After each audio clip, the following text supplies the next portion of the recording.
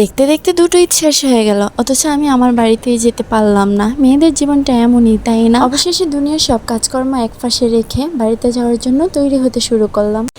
এতদিন পরে বাবা বাড়ি যাচ্ছে, একটু সাজগোজ তো থাকবেই, তাই না? তাই আমি মনের মতো সুন্দর করে 2 হাত ভরে মেহেদি পরলাম তাজিন আপুর কাছ থেকে। পাশের রুমের এক আপু আমাকে এই ফুলটা গিফট করছিল। উনি জানে বরাবরই আমি ফুল অনেক পছন্দ করি, আর গাছরা হলে তো কথাই নেই, তাই উনি নিয়ে সেটা আমাকে গিফট করলো। আমি যেহেতু সকালে চলে যাব, তাই সবাই বললো আজকে রাতটা আমরা আড্ডা দিয়ে কাটাবো। তো আমরা ল্যাপটপ নিয়ে ঘাটাঘাটি করতেছি নেটফ্লিক্সে মুভি দেখার জন্য, বাট সেদিন নেট অনেক বেশি স্লো ছিল।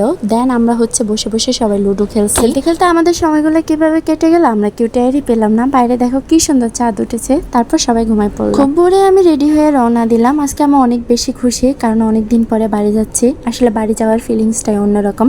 আর দেখো রাতে যে আমি মেহেদিটা পরছিলাম, এটার কালারটা অনেক বেশি সুন্দর আসছে, যদিও এটা শুধু কাবেরি মেহেদি, কোনো ফেস থেকে নেওয়া না। মেয়েরা হাতে মেহেদি পরলে হাতের সৌন্দর্য দ্বিগুণ বেড়ে যায়, তাই না? আসলে আল্লাহ তাআলা মেয়েদেরকে সেরকম ভাবে সৃষ্টি করছে।